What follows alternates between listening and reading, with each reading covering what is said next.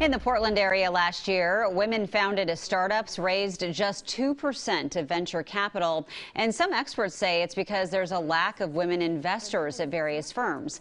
Well, there's a group trying to change that called Pipeline Angels. In today's Positive Vibes, we look at how they were a game changer for one local woman and her startup. Our footies, which moms are like, great, we need something for their legs when they're in car seats. Gomi Kids founder Lily Yo showed us some of the products she helped create for her startup business with its headquarters located in Beaverton. She saw these baby mittens on my baby's hands, like, how is that working out? And I said, they're awful, they're made poorly, but I really needed them.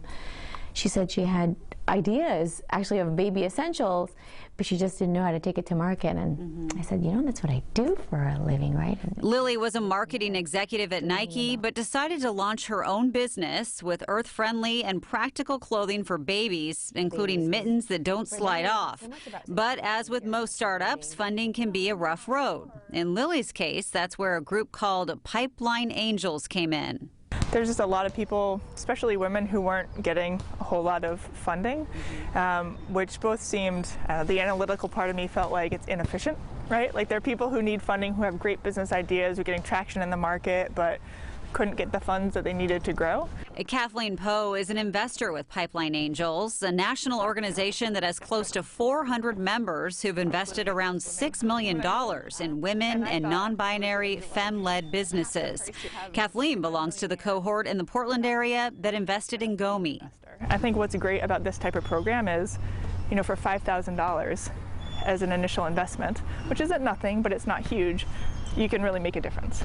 A pipeline not only helps people like Lily find investors, it also trains people like Kathleen on becoming an angel investor. It all comes down to a pitch session where Lily says she got 2 minutes to make her case.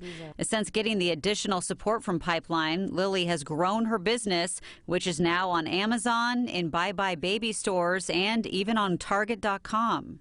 The power of the collective and being able to tap in to a greater group of women who are so eager to help and connect and share resources, that is a huge treasure trove that I don't think we women have really yet to tap into in full. Well, there is another pitch session coming up in the fall in the Portland area when startups can make their case to Pipeline Angel investors. For more information on that or becoming a Pipeline Angel investor, just go to coin.com.